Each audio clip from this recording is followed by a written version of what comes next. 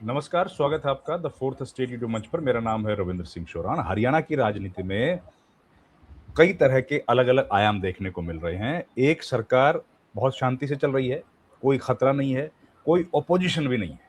लेकिन ऑपोजिशन के भीतर बहुत ऑपोजिशंस हैं। ऑपोजिशन जो है मुख्य विरोधी पार्टी वो है कांग्रेस, और कांग्रेस को चैलेंजेस मिल रहे हैं जेजेपी से, आम आदमी पार्टी से, आईएनएलडी से। लेकिन बीजेपी को कोई चैलेंज नहीं है। तो ये हाल में हमने देखा कि दुष्यंत चौटाला का एक मामला बड़ा विस्तार उसने लिया, चर्चाएं बनी। वो मामला है क्या, उसके पीछे की राजनीति समझने के लिए हमारे साथ जुड़ गए हैं सुशील मानव जी, देश के जाने माने वरिष्ठ सम्मानित पत्रकार। जानते हैं कि ये क्या वाकई में कोई मामला है, या इसको बीजेपी संचालित कर रही है, या वाकई में ऐसा कुछ हुआ है। सर नमस्कार, बहुत बहुत स्वागत है। जी नमस्कार। सर ये क्या पूरा मामला है, थोड़ा बताइए ना। और ये क्या इसका राजनीतिक असर बताइए। खैर मामला तो समझ ही गए लोग, इसका राजनीतिक असरात बताइए ना कुछ। ये क्या प्लान्ड है कि ये वाकई में ऐसे घटना घटी है? नहीं, देखिए, ये जो आज इन्होंने हिसार में महापंचायत का आयोजन किया, और इसके लिए ये कई दिनों से तैयारियां भी कर रहे थे। ये पिछले दिनों में अगर आपको ध्यान होगा तो दिग्विजय सिंह चौटाला अरविंद केजरीवाल से भी मिले, पप्पू यादव से भी मिले। तो इसकी बैकग्राउंड में जाए तो आपको ध्यान ही है कि 15 अप्रैल को एक जो है प्रदर्शन कर रहे थे दिग्विजय चौटाला के नेतृत्व में इंसो के छात्र। ये वहाँ पे वीसी को गुरु जम्बेश्वर यूनिवर्सिटी हिसार में मिलने गए थे, मगर जब वाइस चांसलर नहीं मिले तो वहाँ पे इन्होंने प्रदर्शन किया। यूनिवर्सिटी की तरफ से एक एफआईआर दर्ज करवाई गई थी 8 लोगों के खिलाफ, इंक्लूडिंग दिग्विजय सिंह चौटाला, कि उन्होंने वहाँ पे तोड़फोड़ की और जो सिक्योरिटी स्टाफ था उनके साथ बदतमीजी की या हाथापाई की, जिसमें उसी रात को 6 लोगों को गिरफ्तार भी कर लिया गया था। अगले दिन उनकी जमानत हो गई थी। और अगले दिन जब दुष्यंत चौटाला और दिग्विजय चौटाला इस मामले में गिरफ्तारी देने के लिए एसपी ऑफिस की तरफ जा रहे थे, तो वहाँ पे उनका एक और विवाद हो गया था। उनका ये कहना था कि जो सीआईए हिसार के इंचार्ज हैं पवन कुमार इंस्पेक्टर, उन्होंने जो उनकी गाड़ी को टक्कर मारने की कोशिश की, उनका रास्ता रोका। उनका एक अलग पक्ष था। उनका ये कहना था कि जो इनके आगे पायलट गाड़ी चल रही थी, उसका ड्राइवर जो है उसने मुझे जो है साइड मारने की कोशिश की। और नहीं, मैं वो डिटेल्स तो जैसे कई पुरानी हो गई, तो हम जानते हैं। इसके राजनीतिक पहलू क्या है? क्या ये सरकार से संचालित है? ऐसा लग रहा है कि सरकार चाहती है कि जेजेपी कुछ उभर जाए, थोड़ा सा ताकतवर बने, या अब इसका कोई असर नहीं है क्या?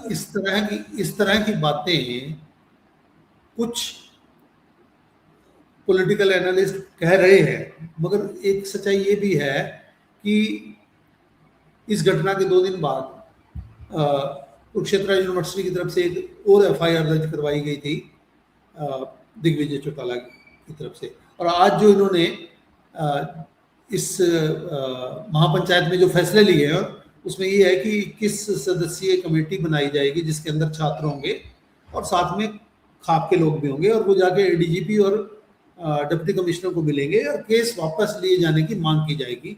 जो केस कुरुक्षेत्र में और हिसार में दर्ज किए गए हैं वो वापस लिए जाए। तो अब आप देखिए, इसमें 2 तरह की बातें आ रही हैं। एक आपने जो कही कि क्या बीजेपी चाहती है कि एक जेजेपी भी कुछ उठे और जिससे विपक्ष में एक मतलब दूसरी पार्टी जो है थोड़ा सा रेलेवेंट बने। दूसरी तरफ ये भी माना जा रहा है कि 2024 के लोकसभा और विधानसभा चुनावों के पश्चात जेजेपी पूरी तरह से इररेलेवेंट हो गई है, इसमें कोई संदेह नहीं है। तो ये एक पॉलिटिकल रेलेवेंस की कोशिश भी मानी जा रही है अभी जेजेपी की तरफ से, कि ये जो छात्र पंचायत है जिसके अंदर उन्होंने पप्पू यादव भी उसमें आए, एक कोई छात्र नेत्री जो है दिल्ली यूनिवर्सिटी से भी पहुंची हुई थी, तो एक पॉलिटिकल रेलेवेंस की भी कोशिश मानी जा रही है। दोनों बातें हैं इसमें। मगर आप एक चीज देखिए कि जब ये इस महापंचायत की तैयारी कर रहे थे, इस दौरान में कई जगह पे कई जगह से मीटिंगें भी हुई और इस तरह के बयान भी आए कि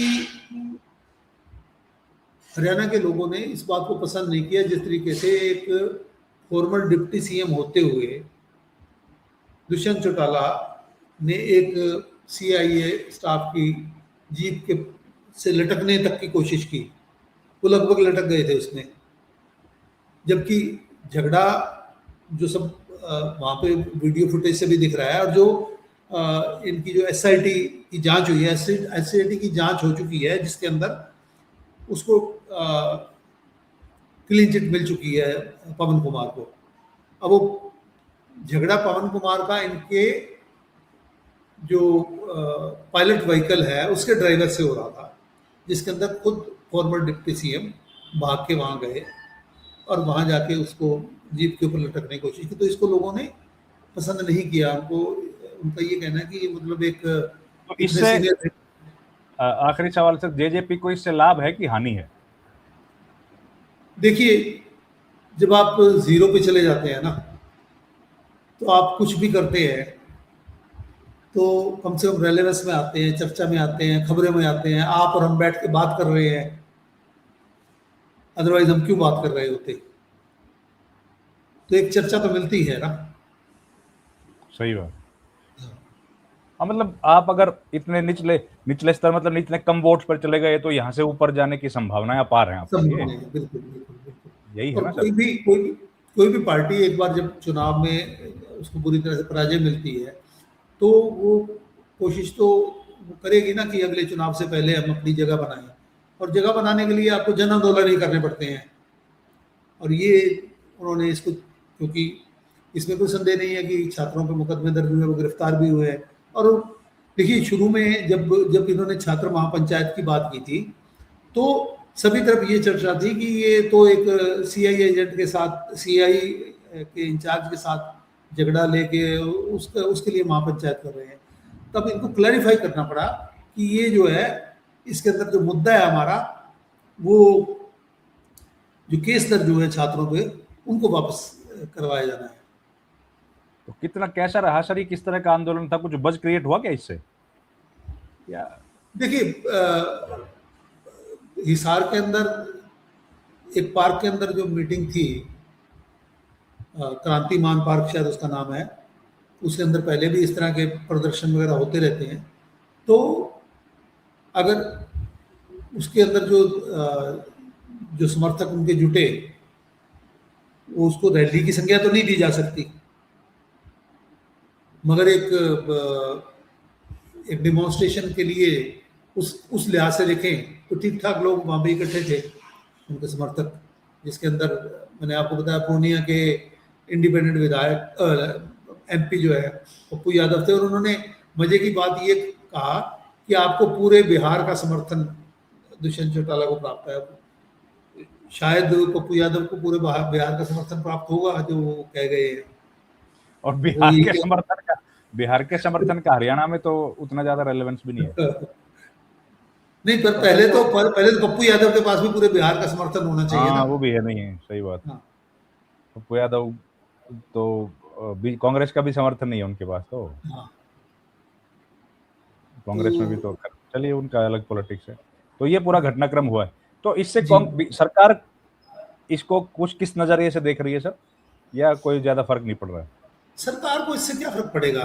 मुझे नहीं लगता कि सरकार को इससे कोई भी फर्क पड़ने वाला है। और आईएनएलडी का क्या व्यू है सर इस पे? आईएनएलडी की जो पुरानी पेरेंट पार्टी है, आईएनएलडी तो खुलकर, अगर आप बात करें, खुद जो अभय सिंह चौटाला है, वो तो खुलकर इनकी आलोचना कर चुके हैं। वो कह चुके हैं कि लोगों ने इनको 10 एमएलए दे के भेजा था, मगर ये तो जाके बीजेपी की गोदी में बैठ गए, और आज ये क्या मांगते हैं।